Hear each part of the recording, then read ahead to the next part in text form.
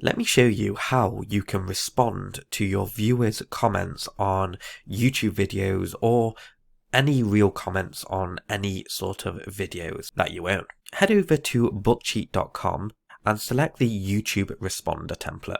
Now inside the template you have the video title of the video, and then you want to enter the comment to respond to.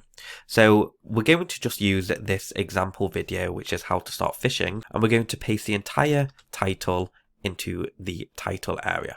Now we're going to select a question, and we're going to grab this one here.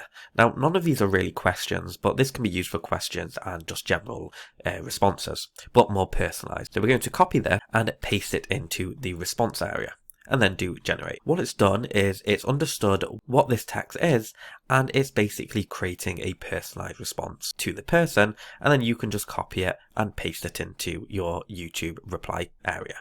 Go ahead and jump over to your bookcheat.com portal area. Let us know your thoughts of this template.